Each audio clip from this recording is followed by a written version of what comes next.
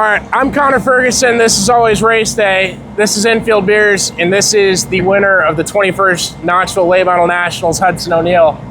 Huddy, man, you look like, I tweeted it, you look like an artist running the bottom the last 25 laps of the race. How'd you do it? How'd you feel? And when did it really come to you? I found that bottom early in the race, and it just wasn't making a ton of headway early. But I knew it was maybe that racetrack slowed down out across there. Them guys might move off of it and let me have a little bit of space down there, and that was exactly what happened. As the racetrack and the cushion moved farther and farther up the racetrack, I just kept trying to make decent laps down there, and that bottom never really seemed like it died much. So I think I just made a lot of laps down there and learned how I needed to run that berm, and then whenever I got to them guys and they tried to move down, they weren't exactly sure how to run it and where to be on it, and I just caught them in a bad place, you know. So it worked out in our favor, and we're $75,000 richer. Doing it from 15th, I'm being a total sprint car shithead to all the late model fans on Thursday that were saying that don't come back to Knoxville. This place sucks. Screw that. And it was an amazing race. You looked great. But when you were learning to run it, it's so much setup to get there, and you have to have the right setup to do it in a late model, especially. Absolutely. But I saw you pass Moran, and it wasn't, I mean, you guys were neck and neck for 2-3 laps after that, but there was a time that it hit, and I felt like I could see if it hit. You tell me if I'm wrong, that you're like, oh, I can really run the bottom like that. Yeah, well, whenever I got to like 5th, 6th, 7th right through there, and we had a couple restarts, and I got to rolling on that bottom, I was like, man, like I'm really good down here, and I just tried to bide my time a little bit, try not to press the issue and get myself, miss the bottom or something to get out in the racetrack and let somebody drive back by me. I just tried not to miss it every time and just make sure, even if I gave up a 10th or 2, just to make sure I hit it right, and I think that was the most important thing. And then the more laps I made down there, just the more practice I got at running that berm and make sure I hit it right, and then just the better and better I got. And I knew whenever I got to Devin, and me and Devin were racing, I wasn't being hard on my equipment down there in that bottom, but he was running pretty hard out there in the black and around that top, and his tires were probably getting warm. And I knew if I could just maintain in that bottom and not let him get down in front of me and just keep poking at him, that maybe he would get his tires hot and then I could sneak off from him. And I didn't think I was going to sneak off 8 seconds or whatever it was, but it got to, I think it was 9 on one lap. Yeah. I just, it was awesome. That doesn't happen very often. No, so to be able to do that, and it was pretty special. Well, and it's so different from sprint cars. And I'm sorry for the late model fans watching this that are pissed off that I'm bringing up sprint cars so much, but they sent Devin down to the bottom to block you, and it did work. Yeah. But the very next corner in 3, so that was in 1 and 2 over there. The very next corner in 3 and 4, he went back to the top, which I thought was really interesting. And you made just as much ground up. And in the next corner over here, he was still on the top and wasn't trying to block you. Yeah. And you kind of just, he couldn't run the bottom no one could run the bottom like you could, especially at the end of that race, because the track slowed down so much, and you were pulling 18.4s, and some of these guys were running 19.5s. Yeah. No, it was, I think, like I said, I caught him just at, in the right instance where they were, they weren't exactly sure how they needed to run that bottom, and then whenever they moved down, Devin moved down in front of me to try and block me, that it just caught him in a bad spot because he didn't know how to run it. He probably felt slower down there than he did around the top, and he just moved out there because he thought that was the best shot he had. And it was just, everything worked out in our favor. Had some good restarts, restarted on the bottom a lot there at the end, which was probably important as well. I don't know what to say.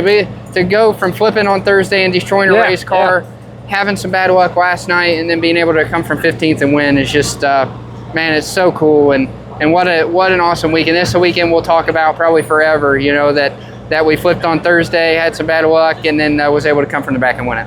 Do you recommend other young and upcoming late model drivers get their flip out of the way because they're going to win really soon after that? I don't know about that, but well, I guess in my head I've always thought, man, I don't know what it's really like to turn over a late model, so. Do you have less fear now? Does it feel like you have less fear of that? I would, maybe not less fear, but less maybe anxiety or anticipation, I guess would be the word. It really wasn't that it's not that scary in a race car because you don't really know where you're at, how high you are, whatever. You know, you just in the fetal position, just hoping it don't go real wrong. Have you looked at the wall over there, the Holy Cross? I did. The Excel sign's taken out. It's insane, man. So I do this with everyone that we're going to do a beers video with. I try to go find something online about their career. And so you won a asphalt truck race or championship in 2013. What was that? What kind of cars were you driving? How did you get into that? Yeah, so they're just called pro trucks. They're on a lower class of like NASCAR Weekly Series. Don't humble yourself. They're on the lower class of the NASCAR Weekly racing, and yeah, we used to go down to New Smyrna and run a little bit. I ran a pro late model a few times, but won a couple races in the truck, and I was probably 11 or 12 years old at that time. That was where I started. A lot of people really don't know that whenever I very first started racing, just by accident, Lance Landers that owns Jonathan Davenport's car kind of got us into it, running a little bit of asphalt racing with Mark Martin and stuff, his ties there and everything. And so we went down to New Smyrna Beach, Orlando Speedrome, and all them places and ran a little bit. And I did that for a couple of years, and then 2013 or 14, that was when I transitioned to the Crate Late Model dirt stuff. So you were running with Mark Martin? Well, no.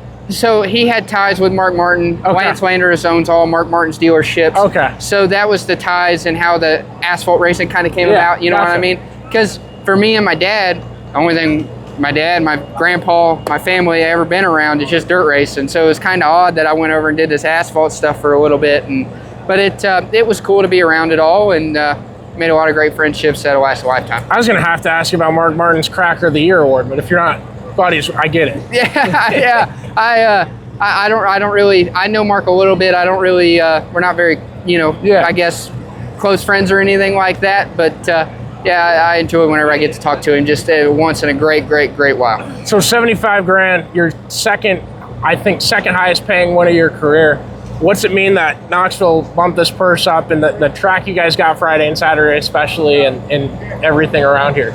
Yeah, Thursday was fast and kind of one lane, but Friday, I thought Friday raced amazing. You're very much allowed to say Thursday sucked on the track. Yeah, I mean, Thursday wasn't great. Now they have rain and yada yada. There's it wasn't Knoxville's fault, it's just part of circumstances. So, and then last night was a pretty good race. Tonight I thought was a really good race. Yeah, so they've done a great job. They widened it back out a little bit this year. I felt like they'd redone the berm a little bit, and I thought it put on a great. Now I won, so I might say that. But man, like driving up through there, we were all over this thing everywhere. So I don't know how you can ask for much better than that. So yeah, happy to be here, and I've always had a love-hate relationship with this place. I never really ran great. I've ran decent here in the past, but never just been steadily had a lot of consistency here. So it's nice to come here and get it done.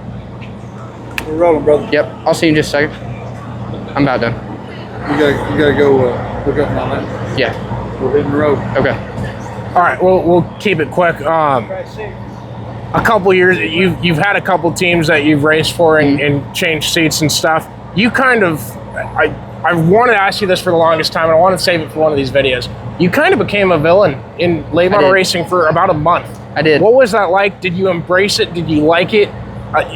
Tell me about all that. I don't know that it was a month. I think there's still a little bit of it going on. You think so? There's some fans out there that still... Davenport here takes the booze for everybody else. Yeah. So, there's still some hurt feelings out there somewhere or another. But no, I don't like that. I don't like being the villain. I'm not good at embracing the villain type moniker. I just... How do you think it came about? Because it was...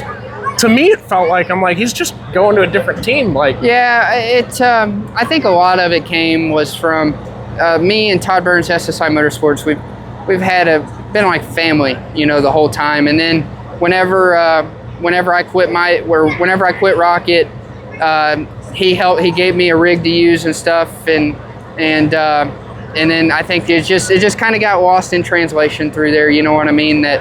And then Ricky and him they're falling out, and I was just the guy that was picked or whatever. You know what I mean? So yeah, I hate that, man. It's not a villain anymore. Yeah. Well, those are my buddies, so they can't. Yeah. You didn't have to say that to those guys. Yeah. So no, it's just one of them things that from the inside it wasn't that big of a deal. Just the outside made it such a massive deal, and Ricky landed at a great place with Kohler Motorsports, and he seems really happy there. And I started my career with SSI Motorsports and started my Lucas Oil campaigns, you know, with them. And so it's good to be back home. And it's just something that just got lost in translation, man. It was bad circumstances, bad timing, and it just was part of it. You know, it's part of racing. People lose their jobs, people get hired, but no, I don't like being a villain. I don't like carrying that moniker. I'd rather be liked, and if not liked by everybody, just accepted that I'm here and that's part of it, and you know, we'll go our separate ways. I don't know if you watch wrestling at all. Hudson's a lot better as babyface. Thank you guys for tuning in all week. Big shout out to Derek Kessinger. Should we call him a pussy for not ever coming to Knoxville? We need to get Swav. I didn't know that was here. a thing. He doesn't come? Well, he hasn't been here the last 4 years. Come on, Swav. Come on, get out here, Swav. All right, appreciate you guys. Light for you. Yeah. I don't know what the schedule is the rest of the year. I got to figure out my leg thing, but thank you guys for tuning in all week. Appreciate you, and congrats. Thank man. you. Good Appreciate shit. it.